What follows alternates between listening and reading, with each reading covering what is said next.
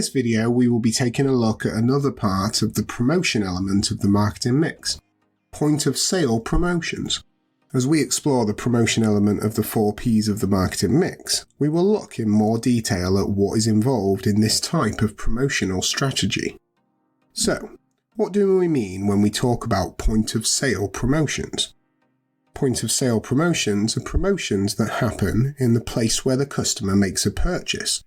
These promotions target customers and aim to encourage them to make a purchase by tempting them with some kind of deal. This might be a special price offer for a limited time, aiming at enticing people who might not normally buy the product to try it out for the first time. Or it could be used to encourage someone to try a different brand of product than they would normally buy. Point of sale promotions can also be a good way of clearing out surplus stock, items that are coming close to their sell-by date, stock from a previous season, or to make way for new product ranges to hit the shelves. To all the teachers out there, show all of these videos without any ads and gain access to our growing library of over 500 teaching worksheets. Why not visit BizzWizard.co.uk to find out more? In this video, we're going to meet Jack Fullyard. Jack is the National Promotions Manager for Greenlist, a popular national chain of supermarkets.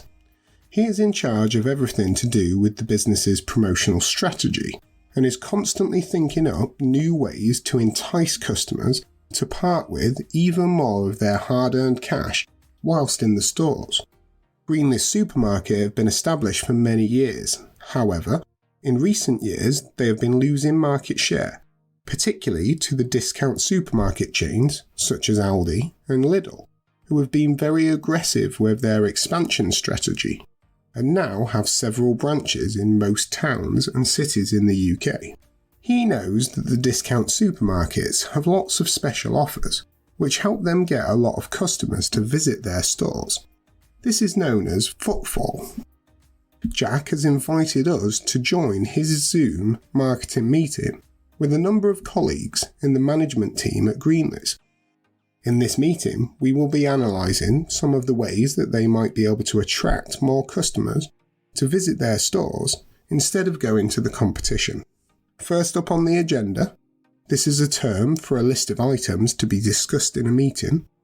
First up on the agenda is lost leaders. One of Jack's colleagues suggests doing a big night-in promotion, where customers can buy a takeaway style meal from Greenlist for a bargain price. They come up with a bundle that contains 2 pizzas, some garlic bread, frozen fries and a large tub of ice cream, which sells for £5. Normally this would sell for £13, so it's a real bargain for the customers. However, one of Jack's colleagues points out that the cost of these products to Greenlist is actually £7, so they will lose £2 on every one of these bundles that they sell.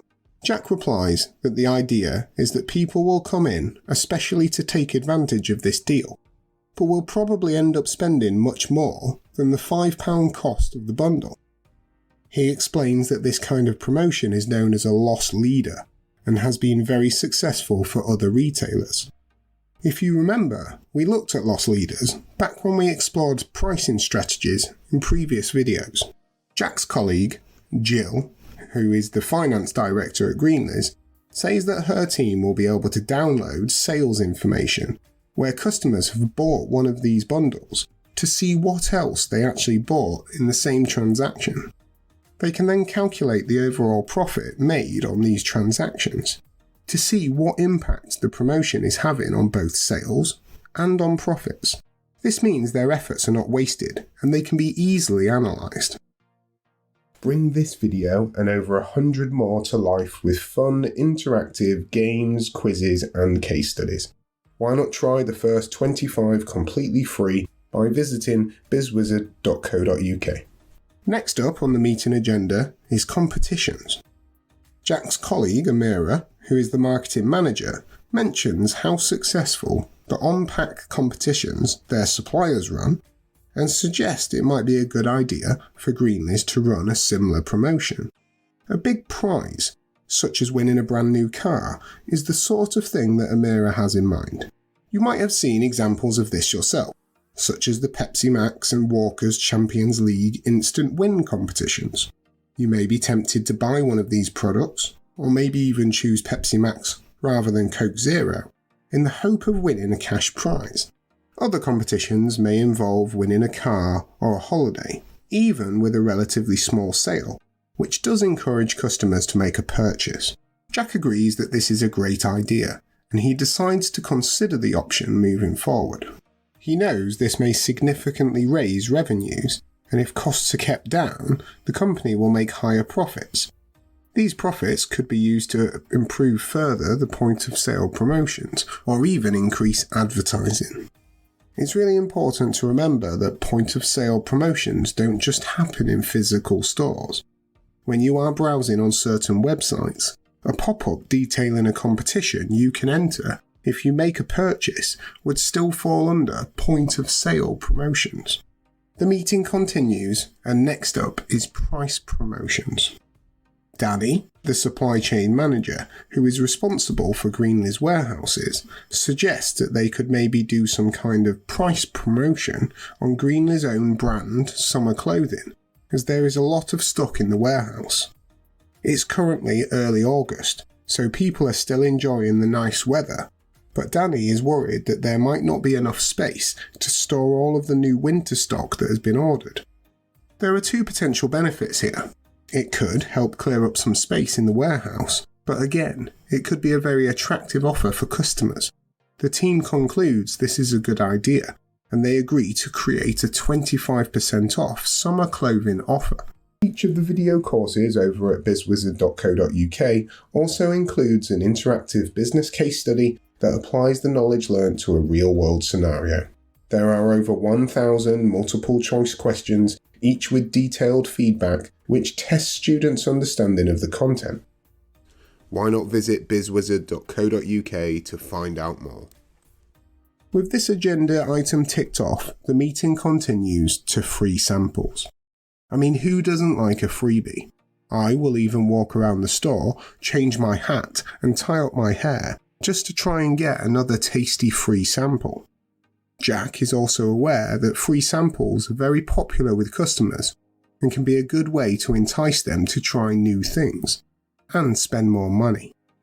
After discussing this with the team, he decides to talk to several suppliers to see if they can create some free samples with money off vouchers to allow customers to find out about their new products. Wonky Drinks, who create soft drinks using rejected fruit, which looks too weird for some reason to sell on the shelves, are keen to take part in this, and agree to make some special mini cans of drink for Greenlist to give away, with a money off the next purchase voucher, which can only be used at Greenlist. Jack is very excited about all of the promotions that have been discussed in today's meeting, and is convinced that they will bring in more customers, and that Greenlist will make more profit as a result. The office trainee, who has been sitting quietly in the back, raises her hand and asks, "Why are we doing all of this? Surely lots of these promotions will cost us money, and I am not sure I see the benefits." This is where we can step in and finally offer something to the meeting. So, let's help them out and look at some of the advantages and the disadvantages of running point-of-sale promotions. The first main advantage is that point-of-sale promotions can be attractive to the customer. It may encourage them to shop with you instead of your competitors, and perhaps to spend more money when they do. This will gain you market share and can improve your chances of defeating the competition. It encourages them to try different products or different brands that they may not have tried before, and if they like what they've tried, then they may become repeat customers, even becoming brand loyal and sticking with you for life. It can also be a good way to clear out excess or slow-moving stock, to make way for new lines or products, and to free up storage space. It's also a good way of turning slow-moving stock into cash. Being able to turn unnecessary stock into actual cash can be extremely important depending on the nature of the business, and these promotions can often help to do so. Customers can be part of your promotional strategy. Happy customers who have taken advantage of a great deal are likely to tell their friends and family, and this word of mouth can be very effective. Always remember, If a customer gets you another customer, they have done your job, and an often expensive job at that. The more sales you gain through point of sale promotions, the more market share you can capture from your competitors. The more market share that you have, the less your competition has. And let's not forget, if you steal enough market share, you will become a monopoly power within the market. It's important as we help the team, we also analyse the disadvantages of running point of sale promotions to ensure we consider a balanced argument. The first disadvantage of point of sale promotion is that often their impact might be very short term. You might only attract the bargain hunters who are looking for a deal but won't become loyal customers. Offering regular promotions might mean that your customers will expect to get your special offers but won't shop with you at the full price. For example, clothing retailer Next holds very well advertised clothing sales where people start queuing at 6 AM to get a bargain. But lots of those people wouldn't shop with Next when there isn't a sale running. This can mean that sales are not as effective as the business may hope. Your customers who have paid full price for a product might be, understandably, annoyed if you then offer that product as part of a promotion. This can, at the worst, mean customers get so annoyed they leave for good. Don't forget, the aim of offering promotions is to increase sales and profit. But if you end up selling at a promotional price to customers who would have been prepared to pay the full price, you could end up giving away a chunk of your profits. A business like Greenlist and others around the world will need to think about the benefits of point of sale promotion when planning its promotional strategy. When you get asked a question about point of sale promotion, or any other promotional strategy for that matter, it's important to think about all the options and what the pros and cons might be in each situation.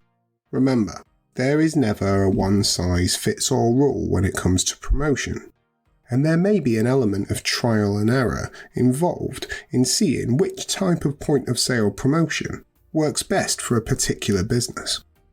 This has been the BizzWizard. See you in